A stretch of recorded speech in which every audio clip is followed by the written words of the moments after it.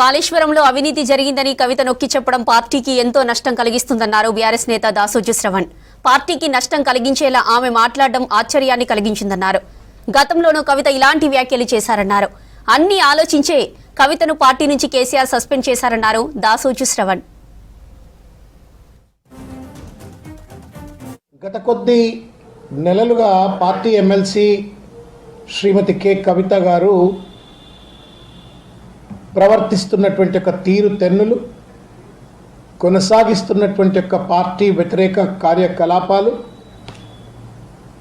BRS పార్టీకి, BRS అధినాయకత్వానికి నష్టం కలిగించేటువంటి ఒక రీతిలో వారు పత్రికా సమావేశాలలో మాట్లాడుతున్నటువంటి ఒక తీరు బీఆర్ఎస్ పార్టీకి, బీఆర్ఎస్ నాయకత్వానికి, బీఆర్ఎస్ పార్టీ కార్యకర్తలకు తీవ్రమైనటువంటి ఒక మనోవేదనకు గురి చేస్తూ, ముఖ్యంగా పార్టీకి తీవ్రంగా నష్టం కలిగజేసే విషయంగా పార్టీ పరిగణిస్తూ పార్టీ అధ్యక్షులైనటువంటి శ్రీ కల్వకుంట్ల చంద్రశేఖరరావు గారు ఒక తీవ్రమైనటువంటి ఒక నిర్ణయం తీసుకొని ఈ రోజు నుండి శ్రీమతి కల్వకుంట్ల కవిత గారిని పార్టీ నుండి బహిష్కరించారు.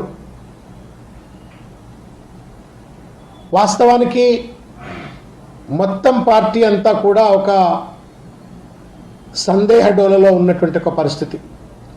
ఒక పక్కన ఒక దుర్యోధన మనస్తత్వంతో రేవంత్ రెడ్డి గారు పగతో, ప్రతీకారంతో, కక్షతో, కార్పణ్యంతో ఇవాళ కేసీఆర్ గారిని పట్ల అబద్ధాల కమిషన్లు వేసి, అసత్య రిపోర్ట్లు తయారు చేయించి, అసెంబ్లీ సాక్షిగా దుమ్మెత్తి పోస్తే దాన్ని ధీటుగా తిప్పికొట్టినటువంటి ఒక వ్యక్తి హరీష్ రావు గారు. అవినీతి జరగలేదు అంటూ అసెంబ్లీలో హరీష్ రావు గారు, పార్టీ శాసనసభ్యులు పార్టీ స్టాండ్ను అక్కడ బలంగా వినిపించినారు.